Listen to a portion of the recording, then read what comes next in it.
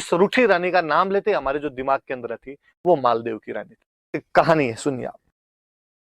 हुआ यूं कि जब मालदेव इधर उधर आसपास में अटैक कर रहा था, जब उसने नागौर, अजमेर, जालोर सब जगह अटैक किए, बीकानेर, बहादुराजून, रायपुर सब पर अटैक किया, तो उसने जैसलमेर पे भी अटैक किया। और जैसलमेर में उस समय एक राणा जी हुआ करते थे, लूणकरण, लूणकरण भाटी, भाटी राजा हुआ करते थे, यहाँ पे भाटी वंश हुआ करता था। लूणकरण भाटी पे भी हमला कर दिया। जैसलमेर वाले भाटियों को लगा यार पार पड़ेगी नहीं, और कहते हैं उन्होंने जैसे तैसे करके पैसे टक्के देके यहाँ से मालदेव को वापस भेज दिया था। पड़ोदी वाले किले विलेन दे दिए थे, भाई तू चला जा यार, वापस चला जा, ये वाला एरिया लेके हमारी लड़ाई करने की हिम्मत नहीं। मालदेव एक बार तो एरिया वगैरह लेके वापस आ गया था। अब जैसलमेर वाले भाटियों ने आपस में बैठ के सोचा कि यार आदमी एक बार पैसे लेके या एरिया लेके चला गया, इस बात की क्या गारंटी है कि दोबारा नहीं आएगा। और हमने इतिहास के अंदर देखे, मैंने बताया था आपको कि गुजरात वाले बहादुर शाह को कर्मावती ने रणथंभोर का किला दे दिया था, फिर भी अगले ही साल उसने अटैक कर दिया। तो यार ऐसे तो पार पड़ेगी नहीं, कोई परमानेंट इलाज करना पड़ेगा। क्या परमानेंट इलाज किया जाए? परमानेंट इलाज तो युद्ध, युद्ध किया जाए। किसी ने कहा यार युद्ध करेंगे तो मालदेव अपना परमानेंट इलाज कर देगा, वो शक्तिशाली आदमी। तो क्या किया जाना चाहिए? लूणकरण की बेटी थी एक उमादे, उमादे नाम की राजकुमारी थी, बेहद सुंदर राजकुमारी। दे का मतलब देवी है भाई, अपने राजस्थानी में देवी लिखते थे। कई राजकुमार उससे शादी करना चाहते थे, और किसी ने सलाह दी कि क्यों ना उमादे की शादी मालदेव के साथ कर दी जाए। उमादे सुंदर राजकुमारी है, उसके लिए योग्य वर की जरूरत है, और मालदेव से ज्यादा योग्य वर कौन हो सकता है? उत्तर भारत का सबसे शक्तिशाली राजपूत राजा था, क्योंकि मालदेव के साथ में अपने रिलेशन हो जाएंगे, बेटी को अच्छा घर मिलेगा और अपना जवाई बन जाएगा, फिर तो क्या ही हमला करेगा, अपने लिए आक्रमण भी समाप्त हो, ये भी समाप्त। लूणकरण जी ने हाँ बदली कि भाई ठीक, शादी कर देते हैं। मालदेव के पास में समाचार भेजा गया कि साहब जैसलमेर वाली अपनी राजकुमारी उमादे की शादी आपसे करना चाहते हैं, क्या आप तैयार हैं? मालदेव जी तैयार ही बैठे। मालदेव जी ने कहा साहब पक्का, मैं तो कर लूंगा, सुंदर राजकुमारी से क्यों नहीं शादी करना चाहिए। कहते हैं मालदेव जी यहाँ से बारात लेके जैसलमेर गए, खूब बड़ी सी बारात, इतने बड़े राजा की बारात जाए तो जानी थी। तो अभी भी अपने गांव में रिवाज होता है कि जब बारात जहां पे रुकती है, डेरा बोलते हैं, डेरा, आप डेरे कैसे समझोगे, कोई इंग्लिश मीडियम वालों के समझ नहीं है, शहर वाले टावरों के, राजकीय प्राथमिक विद्यालय गांव में तो उसी में रुकती है आजकल तो जाके। मैरिज गार्डन टाइप का कर दो जी, होटल कर दो जहां पर आप बारात को रुकवाते हो, तो डेरा बोलते हैं उसको। तो कोई ना कोई जगह होती है जहां पे बारात को रुकवाते हैं। तो पहले ऐसा हुआ करता था गाँव में, तो अभी भी होता है कि जहां भी बारात रुकती है, वो जो डेरा होता है उसको देखने के लिए महिलाएं जाती है। और जब महिलाएं वो डेरा देखने के लिए जाती है, उस समय गीत गाती है, जिस गीत का नाम है जल्ला। सुनना, आप घर में मम्मी से पूछना कि जल्ला गीत कब गाया जाता, तो आपको बताएंगे कि जब बारात का डेरा देखने के लिए जाते हैं उस समय गीत गाया जाता है। याद रखना थोड़ा कि बारात का डेरा देखने जाते समय। तो भाई जैसलमेर की सारी महिलाएं जो थी वो बारात का डेरा देखने के लिए चली गई। राजकुमारी उमादे ने जब ये सुनी कि मेरी बारात इतनी बड़ी आई है, इतने हाथी इतने घोड़े आए हैं, तो उसके मन में भी चाहो कि मैं भी मेरी बारात का डेरा देखूं कहाँ रुकी हुई है, पर दुल्हन घर से बाहर कैसे निकले। मुझे लगा क्यों ना मैं जैसलमेर के किले के ऊपर जाके, और वहां से तो सब कुछ दिखेगा, और वहां से मैं डेरा देख लेती हूँ। तो जब जैसलमेर के किले की सीढ़ियां चढ़ रही थी, तभी उसने अचानक एक रूम के अंदर लड़ाई की आवाजें सुनी। उसने कान लगाया तो पता चला कि उसके मम्मी पापा आपस में लड़ रहे थे, और लूणकरण भाटी अपनी पत्नी से कह रहा था, अपनी रानी से कह रहा था कि आज मालदेव जैसे फेरों के लिए आएगा, मैं मालदेव को पकड़ के मार दूंगा। और रानी बेचारी के क्यों मार दोगे, बेटी का सुहाग है अपने, आप ऐसे कैसे मार सकते हो? और उसने कहा नहीं, कोई सुहाग वहाग नहीं, ये मंगता थोड़े दिन पहले अटैक करने के लिए आया था अपने, और ये तो दबाव में आके शादी करनी पड़ रही है, वरना मैं शादी आज करूं कल करूं। अब ऐसे तो इसको प्रत्यक्ष युद्ध में तो मार नहीं सकते, डायरेक्टली तो इसको मैं मार नहीं सकता, इसलिए आज मौका है, फेरों में तो अकेला आएगा, अगर अकेला आएगा तब मैं मार दूंगा इसको, और यदि तूने किसी को बता दिया तो देख लेना पहले तेरे को मारूंगा। बेचार रानी डरी हुई, क्या करे पर पति के सामने। जब उमादे ने बार ये सब बातें सुनी, उमादे को लगा अब क्या किया जाए। एक तरफ मेरे पिता है जो मेरे होने वाले पति को मारना चाहते हैं, एक तरफ मेरे पति हैं जिनको इस धोखे की जानकारी नहीं है, मुझे क्या करना चाहिए इसमें। और फिर उसे लगा कि किसी हिंदू लड़की के लिए सगाई अपने आप में आधा विवाह होता है, और मुझे मेरे पति का साथ देना चाहिए। और कहते उसने नीचे आके एक लेटर लिखा और गुपचुप तरीके से मालदेव के पास पहुंचाया कि मालदेव जी आज जब फेरों में आओ तो थोड़े सावचेत रहना, क्योंकि मेरे पिता आप पर हमला कर सकते हैं। मालदेव जी ने लेटर पढ़ा और मालदेव जी राजी हुए। उनका रानी हो तो ये हो कि सगाई हो रखी है, शादी अभी तक हुई नहीं, फिर भी मेरा साथ देने के लिए तैयार है। उन्होंने वापस समाचार भेजा कि थैंक यू, जैसे तुम वैसे नहीं मरता इनसे, पर तुमने थोड़ा सावचेत कर दिया तो और ठीक है। और अब मालदेव जी ने अपने साथ में जो बाराती गए हुए थे उनमें से 2 ढंग के बॉडी बिल्डर से छांटे और उन बॉडी बिल्डर को कहा कि तुम दोनों का एक ही काम, आज लूणकरण को फेरों में मत आने देना जब तक मेरे फेरे नहीं हो जाए, बाकी मैं देख लूंगा। उन्होंने कहा ठीक है। मालदेव जी गए तोरण मारने के लिए, तोरण की सारी रस्में खत्म हुई, मालदेव जी अंदर फेरों के लिए गए, बाकी वाले बाराती महफिल के अंदर जाके बैठे, पार्टी सार्टी चलने लगी। लूणकरण जी भी इधर उधर अब तक तो बिजी थे। लूणकरण जी ने लगा अच्छा मालदेव अकेला अंदर चला गया, तब लूणकरण जी घर के अंदर जाने लगे। और वो जो 2 राठौड़ इधर से गए हुए थे, बाराती इधर से, थोड़े बॉडी बिल्डर जिम विम जाने वाले से थे, उन्होंने लूणकरण जी को, अरे लूणकरण जी किधर जा रहे हो अंदर? वो ताक में बैठे थे तैयार। लूणकरण जी ने कहा मैं तो अंदर जा रहा हूँ फेरों। अरे क्या फेरों के अंदर जा रहे हो, यहाँ बैठो, 2-4 पेग सेक लो हमारे साथ के अंदर। और उन्होंने कहा अरे नहीं नहीं आप समझते नहीं, और अंदर तो कन्यादान करना है यार, मुझे अंदर जाना पड़ेगा। उन्होंने कहा कन्यादान कोई कर देगा, कन्यादान भाई कर दे, कन्यादान चाचा जी कर दे, कन्यादान ताऊ जी कर दे। और वास्तव में ये तो मैंने फिल्मों का फैशन देखा है कि फिल्मों के अंदर यूं दिखाते हैं कन्यादान पापा को ही करना पड़ता है ना। गांव में तो देखते हैं यार कोई कर देता है कन्यादान, ही तो करना है, घर का कोई सदस्य होगा वो कन्यादान कर देगा। फिल्मों वालों ने कई रस्में चला दी, और ना पहले नहीं होता वो तो। मुझे तो हमेशा ये बड़ा अजीब सा लगता है, मैं शहरों में फिल्मों में जब आगे देखता हूँ कि यहाँ पे लड़की की शादी होती तो भी सब घर वाले सज धज के एकदम तैयार रहते हैं। गाँव के अंदर तो यार लड़की की शादी में भूत भूत अड़िए हुए रहते हैं, पता ही नहीं चलता है। बहन बेटी की शादी हो तो कि आराम करने का मौका नहीं मिलता, कौन नए कपड़े पहने, कौन तैयार हो, जैसे चल रहा है वैसे करते रहो अपने आप। पर शहरों का फैशन है, जैसे वाले लोग होते हैं काम करने वाले दूसरे होते हैं, यहाँ सब सज धज के पता ही नहीं चलता बाराती कौन है घराती कौन है। वरना तो गाँव में तो पता ही चल जाता है अपने आप में कि भाई बारात वाले कौन है, इधर वाले मंडे वाले कौन है अपने आप में। तो लूणकरण को उन्होंने बिठा लिया, बैठ जा। लूणकरण जी समझ गए कि इनको पता तो चल ही गया। लूणकरण जी चुपचाप बैठ गए। कहते मालदेव जी के फेरे संपन्न हुए एकदम। दूसरे दिन मालदेव जी की बारात वापस रवाना होने लगी। जब पहले राजकुमारियों की शादी करते थे तो कहते भाई राजकुमारी अपने ससुराल जाके खुद काम थोड़ी करेगी, तो काम करने के लिए दासियां होनी चाहिए, तो साथ में दासियां दिया करते थे। तो कहते हैं उमादे के साथ में एक लड़की भेजी गई। उमादे ने कहा और किसको मेरे साथ में भेजा जाए, एक दासी भेजी गई जिसका नाम था भारमली। भारमली नाम की एक दासी भेजी गई थी, कंक्यूबाइन भेजी गई, दासी थी भारमली, कंक्यूबाइन थी। इसको साथ के अंदर भेजा गया। हुआ यूं, थोड़ी सी फिर एक बात सुनिए आप। कहते हैं कि ये भारमली के मम्मी पापा के बारे में पता ही नहीं था कि इसके मम्मी पापा कौन थे कौन नहीं थे।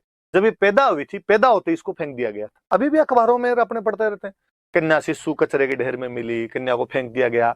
आज अपने को यदि ऐसी कोई बच्ची मिल जाए तो अपने क्या करें, अपने हॉस्पिटल वालों को देख के आते हैं, अपने पुलिस वालों को बताते हैं इस बारे में। उस टाइम पुलिस कौन, राजा, हॉस्पिटल कौन, राजा।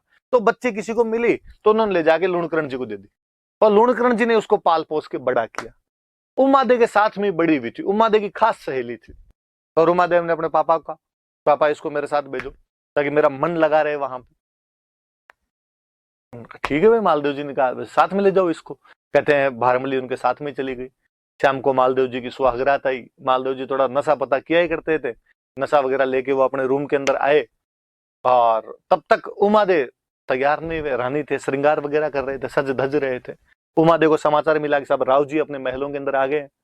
उमादेव को लगा कि मुझे थोड़ा टाइम लगेगा, तो उसने भारमली, दासी थी उसके पास ही बैठी थी, सहेली थी उसकी, और उसने कहा कि भारमली तू एक बार जाके राव जी, राव मालदेव थे, राव की उपाधि, राव जी को जाकर देगा, मुझे थोड़ा सा टाइम लगेगा। कहते भारमली गई, और भारमली बेहद सुंदर थी खुद भी, और मालदेव जी नशे के अंदर थे। उमादेव को जब इस बात का पता चला कि मेरे पति ने ये गलत काम किया है, उसने मेरा वेट करना ही सही नहीं समझा, और उसने कहा कि ऐसे लिचड़ पति का मुंह तो मैं आज देखूं कल देखूं। उसके बाद उम्र भर उमादे ने मालदेव का मुंह वापस नहीं देखा था। इसलिए उन उमादे को हम किस नाम से जानते हैं, रूठी रानी के नाम से जानते हैं। तो याद रहेगी बात कि रूठी रानी किसे कहा जाता है, तो रूठी रानी उमादेव कहा जाता है। कहाँ की राजकुमारी थी, तो वो जैसलमेर के भाटी राजा लूणकरण की बेटी थी। कौन सी दासी की वजह से नाराज हो गई थी, तो वो भारमली नामक दासी की वजह से नाराज हो गई थी, और उसने मालदेव का आजीवन बाद में मुंह नहीं देखा था। यहां से चली गई थी, अजमेर के तारागढ़ किले में खूब दिन तक रही थी। कहते हैं शेरशाह सूरी वाला जब अटैक हुआ था तब तारागढ़ खाली करवाया था, तब बाद में जोधपुर के पास में किसी गांव के अंदर आके रहने लग गए थे। कई दिन बाद में एक बेटा गोद ले लिया था, मालदेव का बड़ा ही बड़ा बेटा था राम सिंह, दूसरी किसी रानी से राम सिंह हुआ था, उसको गोद ले लिया था, और उसके साथ में गुंदोज रहे थे। बाद में फाइनली केलवा चले गए थे। मेवाड़ में जगह पड़ती है केलवा, वहां चले गए थे। पर कहते हैं कि जब मालदेव जी की मृत्यु हुई थी और जब केलवा में उमादेव थे, वहां पर उनको समाचार मिला कि भाई मालदेव जी की मृत्यु हो गई, तो उमादेव वहां पर उनके साथ में सती होते हैं। मालदेव जी की पगड़ी भेजी गई थी और उस पगड़ी के साथ में सती हो गए थे। और उन्होंने कहा भाई वो बेलखना था, उसने अपने पति होने का धर्म नहीं निभाया, उसने गलती की, बाकी मैं पत्नीव्रता नारी हूं, मैं अपने पत्नी होने के सारे धर्म निभाऊंगी। और वो मालदेव जी के साथ में बाद में सती हो जाते हैं। उस उमादेव जैसी पतिव्रता नारी को हम आज भी याद करते हैं। उसके स्वाभिमान को याद किया जाता है। क्या स्वाभिमानी महिला थी जिसने गलत बात की, पति की गलत बात को स्वीकार नहीं किया तो नहीं किया, और आजीवन अपने पति से अलग रही। इसलिए हम उसको किस नाम से जानते हैं? रूठी रानी के नाम से जानते हैं। अजमेर के तारागढ़ किले में रही थी, बाद में फाइनली लास्ट में तो राम को लेकर केलवा चली गई थी, और केलवा में वहां अपने पति की पगड़ी के साथ में क्या हो गई थी? सती हो गई थी। मूल तो कहानी ये है। बाद में फाइनली लास्ट में तो राम को लेके केलवा चली गई थी, और केलवा में वहां अपने पति की पगड़ी के साथ में क्या हो गई थी? सती हो गई थी। मूल तो कहानी ये है। फिर भी थोड़ी सी से जुड़ती हुई एक बात और है, आगे थोड़ी सी बात सही आपको समझ में आएगी, मैं फिर आपको बात बताता हूँ। देखो, कहते हैं कि उमादेव जब यहाँ जोधपुर के आसपास में कोसाना कोई गांव था, वहां पर जब रह रहे थे, तब एक दिन मालदेव जी को लगा कि यार मेरी गलती थी यार, मेरी गलती की वजह से उमादेव वापस चले गए, इसलिए उमादेव को मना के वापस लाया जाना चाहिए। और मालदेव के दरबार में एक बहुत अच्छे कवि हुआ करते थे, ईसरदास जी। और मालदेव ने ईसरदास जी को कहा, ईसरदास जी यार आप जाओ और जाके उमादेव को मना के लेके आओ। ईसरदास जी गए और ईसरदास जी ने जाके उमादेव को मना भी लिया, और कहा आपको वापस चलना चाहिए, वापस चल के मालदेव जी के पास रहना चाहिए। उसने कहा नहीं, एक बार जिस आदमी को छोड़ के आ गई उसके पास वापस मैं तो आज जाऊं कल जाऊं, और फिर मैं वापस गई तो क्या इज्जत रह जाएगी? लोग कहेंगे कि पहले तो मुंह सुजा के गई थी और एक बार मनाया देते हैं वापस आ गई। सरदार जिनका अरे ऐसी कोई बात नहीं है ना, आपको बाकायदा पटरानी का दर्जा दिया जाएगा, मालदेव आपसे माफी मांगेगा, 10 लोगों के सामने माफी मांग लेगा, आपकी इज्जत को बरकरार रखा जाएगा। उमादे ने कहा कि देखो बाढ़ जी, आप कह रहे हो तो मैं साथ चल लूंगी, पर मेरी इज्जत में तनिक भी कमी नहीं आनी चाहिए। सरदार जी ने कहा मेरी गारंटी, आप तो साथ चलो। उमादे को लेके वापस आ रहे थे, रानियां पालकी में बैठ के आया करती थी, उमादे पालकी में बैठ के आ रहे थे। कह इधर बाकी रानियों को जब पता चला कि उमादे आ रही, तो उनको लगा उमादे पटरानी बनेगी, अपनी जो वैल्यू खत्म हो जाएगी पूरी की पूरी। तो उन्होंने एक कवि और हुआ करते थे, ईसरदास जी के अंकल थे आसानंद जी। और आसानंद जी का, आसानंद जी ये तो एक महिला का अपमान है ना, एक बार जो यूं नाराज हो गए चली गई अपने पति से, वो वापस थोड़ी आए कोई। आसानंद जी ने कहा सही है, उमादेव को नहीं आना चाहिए, मालदेव जैसे आदमी के पास तो कतई नहीं आना चाहिए, इसने गलती की थी उनके खिलाफ, तो आपको समझाना चाहिए। आसानंद जी ने कहा पक्का। और कहते हैं आसानंद जी जिधर से उमादेव की पालकियां आ रही थी उधर बाहर जाके खड़े हो गए, और जैसे उमादेव की पालकियां पास है, आसानंद जी ने जोर जोर से एक दोहा बोला कि मान रखे तो पीऊ तज, पीऊ रखे तज मान, दो दो गेंद ने बंद हु एक एक खंबू ठाण। मतलब कि मान रखे तो पीऊ तज, मान मतलब सम्मान, पीऊ मतलब पति, यदि सम्मान चाहिए तो पति त्याग दो, पीऊ रखे तज मान, पर यदि पति चाहिए तो सम्मान त्याग दो। मतलब दोनों में से एक मिलेगा। मालदेव जी मिल गए तो इज्जत नहीं मिलेगी, इज्जत मिलेगी तो मालदेव जी नहीं मिलेगी। कि आज उमादेव की इज्जत है कि उमादेव वह रानी है जो अपने पति को ठोकर मार के चली गई, जिसने मालदेव जैसे शक्तिशाली सम्राट को और ठुकरा दिया, जिसने 9 कुंटी मारवाड़ का राज्य त्याग दिया। और आज उमादेव के गीत गाए जाते हैं, दोहे बोले जाते हैं। तो इज्जत तो है लेकिन पति नहीं है उसके पास। यहाँ आगे तो पति तो मिल जाएगा, पर ये जो इज्जत अब मिली हुई ये नहीं मिलेगी वापस। दो दो गेंद न बंद हु, गेंद का मतलब होता है हाथी, दो दो हाथियों को नहीं बांधा जा सकता, एक एक खंबू ठाण, एक ही खंबे के ठाण पे, एक ही स्थान पे दो दो हाथियों को आप नहीं बांध के रख सकते, वो आपस में लड़ेंगे। इसलिए इज्जत या पति में से एक चीज जो आपको प्यारी हो वो मिल सकती है, दोनों एक साथ तो नहीं मिलेगी। और उमादे ने जैसे ही ये दोहा सुना, उनके झाड़ झाड़ उठी और वो यहाँ से वापस चले गए थे। कहते हैं उसके बाद वापस वो यहाँ पे नहीं है।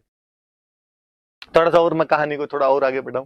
कहते उमादे का किस्सा तो उसके बाद खत्म हो गया, पर भारमली तो अभी तक मालदेव के पास ही रहा करते थे। एक दिन जैसलमेर की तरफ बिजलियां चमके और भारमली एक टक उधर देखे।